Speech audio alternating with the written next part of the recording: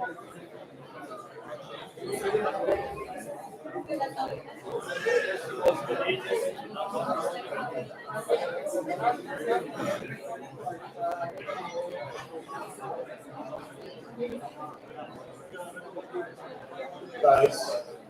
if there's anyone at the back that needs a seat, if it's too warm or you're not feeling well, or you need to have a seat, there are a couple of seats at the front. If there's anyone at the back that needs a seat.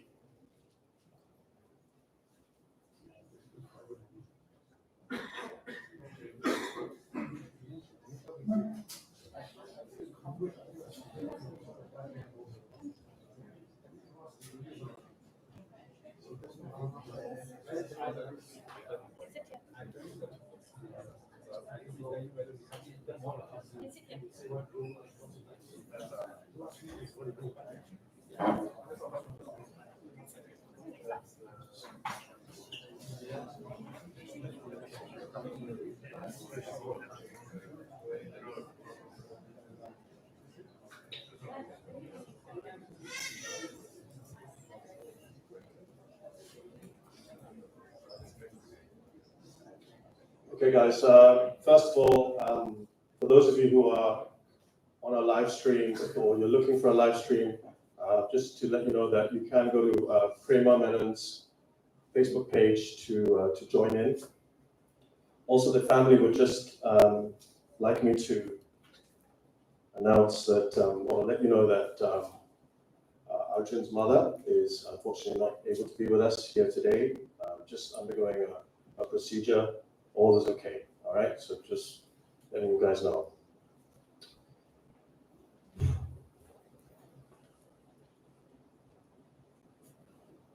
My name is Shazad. I've known Arjun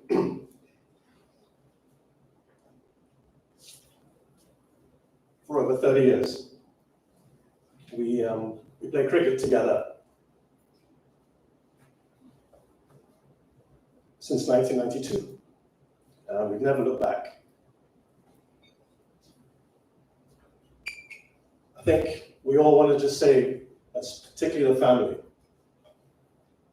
thank you very much to all of you for being here. Many of you have traveled a long, long way. We've had people from Malaysia, India, Australia, the Netherlands, and the UK, to name a few that I'm aware of.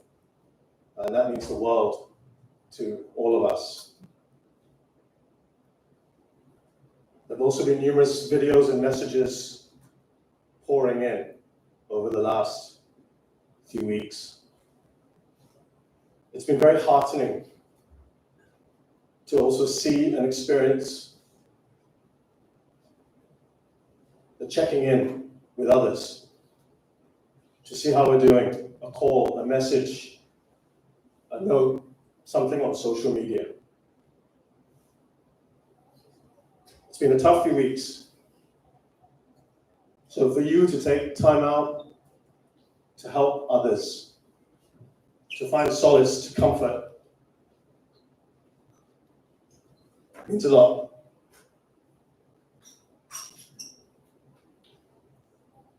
In this tough period, we're finding time to see how we're all doing. The solidarity, the support, the rallying around, the outpouring of tributes. Honestly, I have never seen that for anyone else. Maybe a celebrity. Arjun wasn't one of those, but he was a star in the eyes of many of us. It's a testament to the love and affection that so many of us have for him. We used to joke about him being an ambassador or a diplomat because the guy could get on with just about anyone. And one of his greatest gifts was his ability to form so many friendships. You look around this room, some of us have not met in decades. He brought people together in life.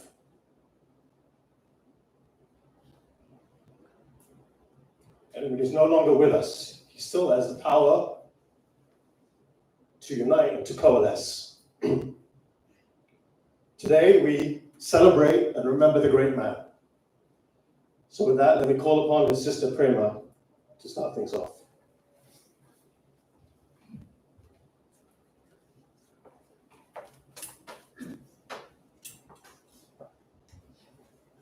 Good afternoon, everyone. Thank you for being here.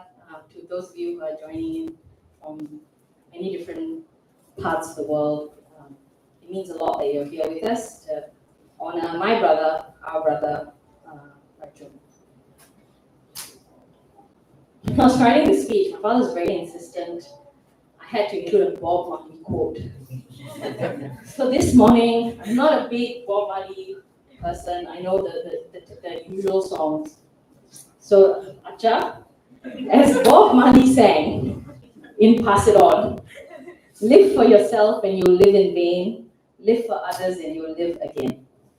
That one line has stayed with me because it speaks to Arjun's inspiration so clearly. Aspiration. Over the past few weeks, I have come to realize that while Arjun was our brother by blood, he never was just ours. The world knew him, the world claimed him, and rightly so. Arjun started traveling young, I think in his late teens, and soon after he fell in love with the African continent and its cultures. There was something there that spoke to him, something he carried with him wherever he went. What he carried? His thoughtfulness, his depth, his humor, his fierce belief in people, he gave away freely. To friends across the countries, to strangers who became family, to the young people he mentored, to communities he helped strengthen. It is one thing to become really good at what you do. And he was.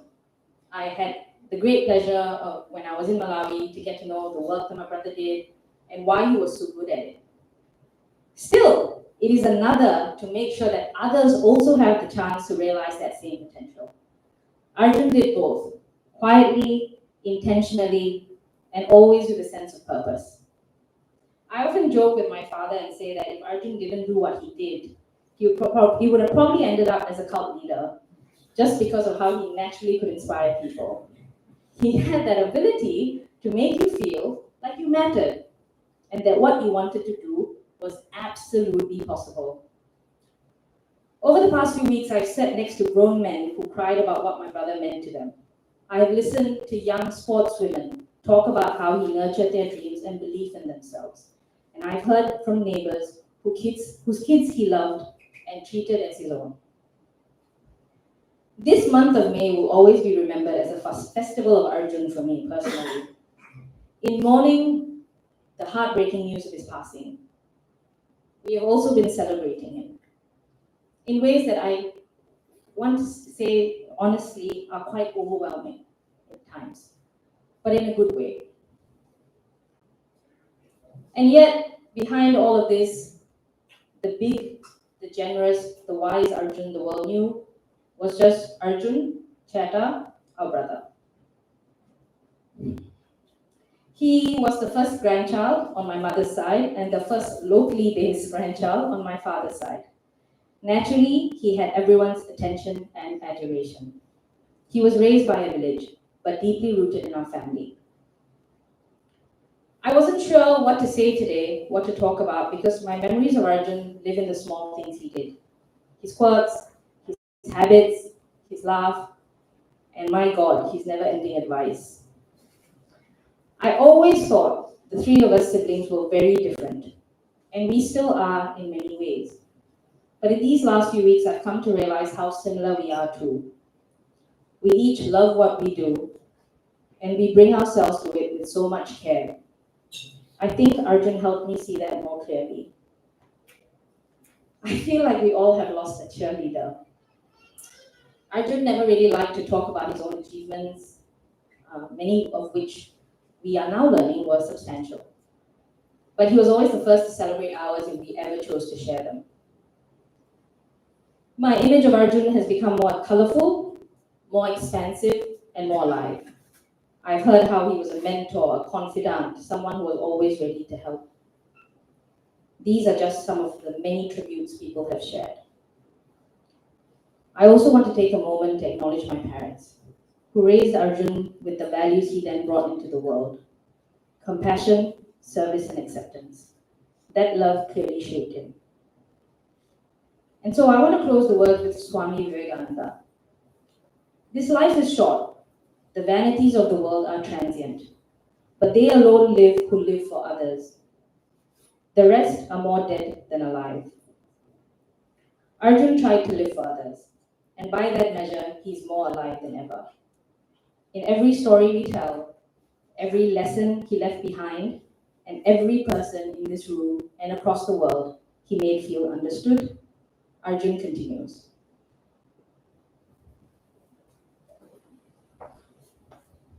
Thank you, Prema. I'd like to welcome an old friend, Sony. Say a few words.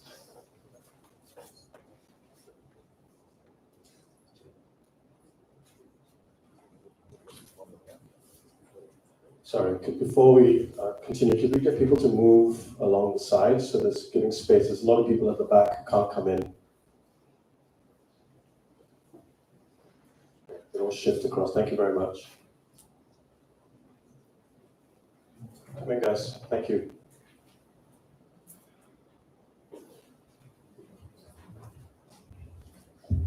Thanks, Shazad. I've been told to say something, and this is really, really hard because, first of all, I think if you knew Arjun, you know he's such an amazing person. First of all, I just want to say how humbled I am by everybody being here. I'm truly humbled, and all of you have been so kind to me. But none of you, and I'm going to say this out, has been kinder to me than Arjun. So I met Arjun when I was 40. I just want to lay this out. Like, I just migrated from Bangladesh. I don't actually have a family. I don't really have many friends. And then I meet Arjun. And I really have this solid in my head, but it's not coming out right anymore. So he took me in. He was my friend, he was my best friend, he was my mentor.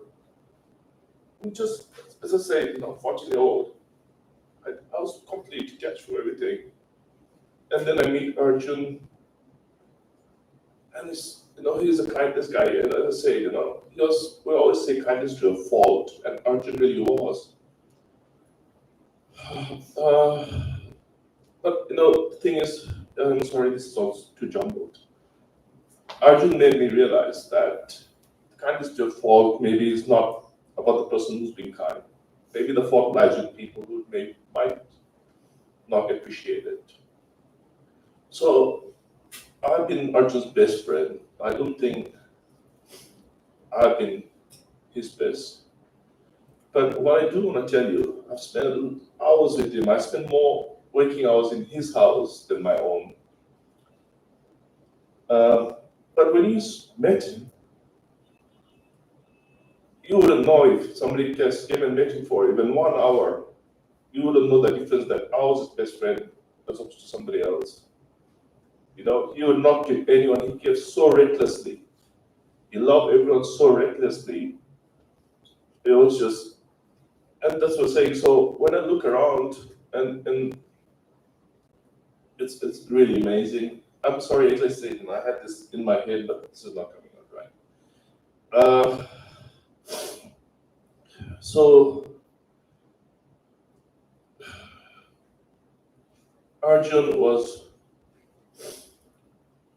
whatever I am today. I can tell you, like I said, all of you have been very, very kind to me.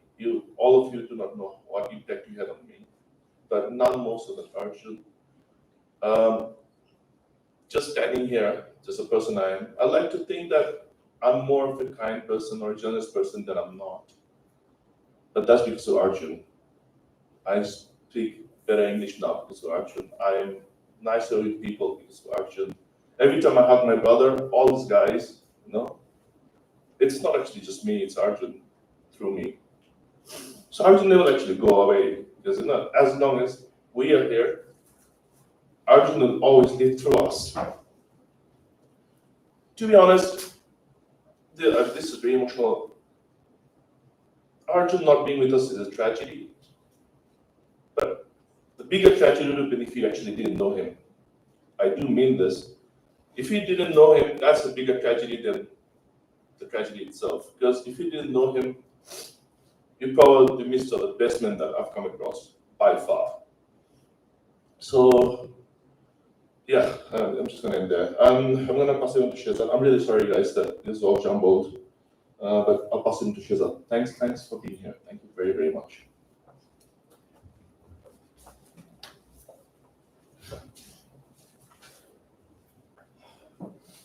So earlier on, I said one of Arjun's greatest gifts was to bring people together, to form lifelong friendships.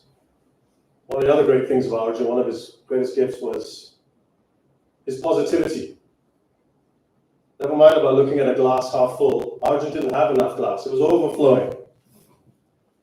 When we were playing cricket together, even in massively one-sided matches, and there were plenty of those, I can tell you, Arjun never gave up. The noise he created behind the stumps, he was a wicketkeeper. You would think we were on the verge of winning, but we usually didn't. One of his proudest moments was to don the national colors. First time in 1996 at the ACC, that's effectively the Asian Championships. I was also in that tournament with him. I was so happy to share that with him. We played against the UAE. It was a big deal because they just played in the World Cup. At that time, I wasn't particularly enjoying my cricket. Many of you here will know why. Arjun certainly knew, and he can empathize. But I've turned out one of my best ever performances that day. There's no coincidence that it was with Arjun. He played a major role. But if he was here right now, he would tell you that actually wasn't the most memorable match for us in that tournament. Normally in these tournaments, you have a gala dinner. Each country that participates, the players are asked to put on a performance. Now, if you know anything about Singapore cricket, you'll know that there's very few Singapore-born players in the side. So when we're asked to perform something from Singapore, you can imagine the panic amongst the squad. The senior players were like, oh my God, what are we going to do? They were thinking, maybe we don't bother doing anything, or let's do something international. Guess what? The youngest member of the squad, Arjun, just 19, he said, no way, we're doing something Singaporean. And he came up with this idea. We went up on stage, there were a few hundred people. He gave the instructions. So we're all stood there, about 16 of us. 4 of us Singaporeans knew the words to Rasa Saya. And we're performing it, and we're dancing and singing. Arjun belting it out for his life. The rest, no clue. Miming, looking at Arjun, he led the way. We laughed and we laughed and we laughed about it because that was our little way of getting back. Some of the senior players and us, we didn't really get on. We were very outspoken. We were little Singaporeans. And that day, we stood proud. And that was Arjun. He was so proud to be a Singaporean. But ironically, a lot about him wasn't so Singaporean. His mindset, his dress sense. He was it was like island life, just not maybe this island. He was never afraid to broaden his horizons, test uncharted waters. I dare say he was probably the most well-traveled coach Singapore's ever seen in any sport. He blazed a trail like no other. He spread the gospel of cricket. I was there as well to witness one of his greatest moments when Singapore got the gold medal at the SEA Games in 2017. Tell you what, the tears were flowing.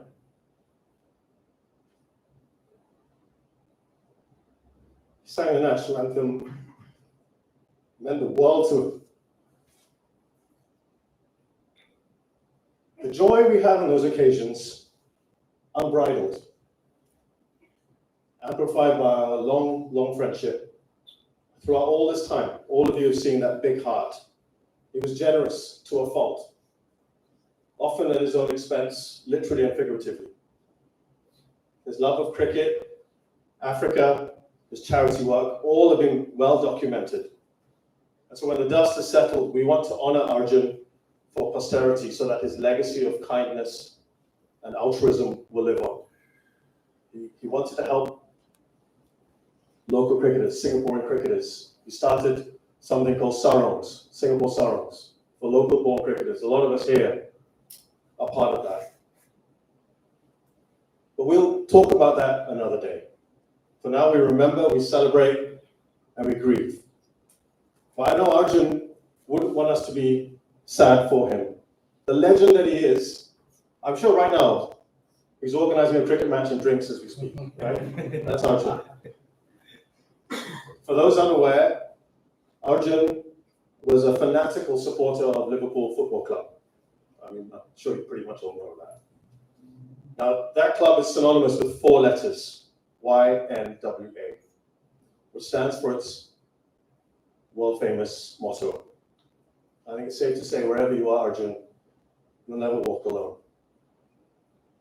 And to everyone here, his family, his wife, Patience, Arjun, you've left an indelible mark on us.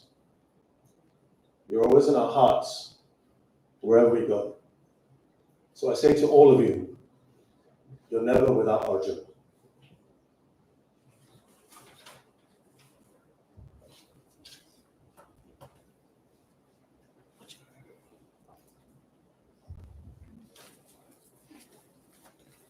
I am Ashley. I've had the honor of sharing the classroom with Arjun. I was his classmate, a rugby teammate, and cricket teammate. We spent countless hours on the cricket pitch together playing for the national under 15s, 18s, and 21s. He then went on to play for the senior men's team and got all his coaching badges and eventually became Singapore's national coach, following in the footsteps of his own hero, Grant Stanley, who was our own coach at that time. I'm proud to call Arjun my brother, as he has always had my back and always protected me like a little brother and showed me so much love. He loved us more than he loved himself. He loved us so much. That man was just full of love. I couldn't imagine anyone having so much love in just one little heart, and he had a very big heart. On the 10th of May, I just chatted with a mutual friend, Lutz, who was from New Zealand, and he said, and I quote, "I will come back to Singapore only when Arjun comes back at the end of the year." I chuckled and looked forward to seeing Arjun and Lutz at the end of the year.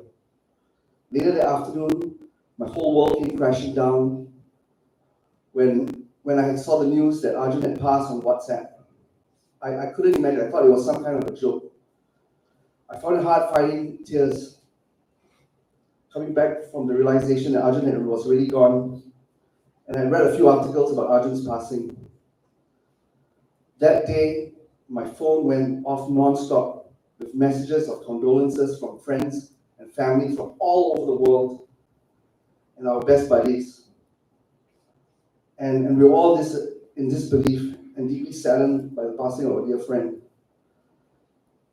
I spent hours that day chatting with old friends about Arjun passing, and we comforted each other, as most of us were deeply saddened that day. By the time I answered my last text, it was nearly 4 a.m. in the morning. Arjun touched so many lives on so many continents. The world is a poorer place today without Arjun, who inspired so many generations of cricketers in many different continents through his coaching. Arjun was not just a friend, but he was my hero in life.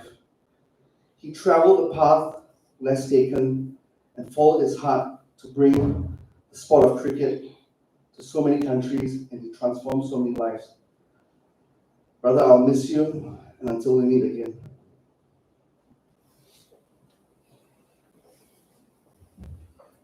Thanks, Ashley.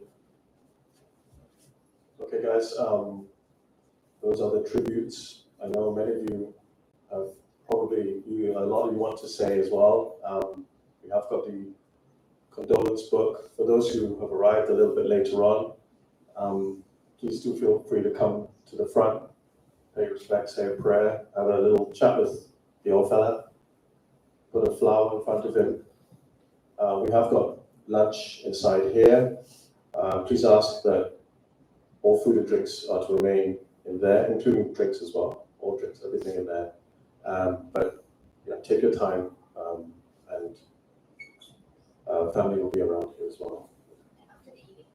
Yeah, and of course, once you're done eating and drinking, please feel free to come back in here. Thanks again, everyone. Thank you for being here. Thanks to those, of course, joining us across the world on live stream as well. Thank you.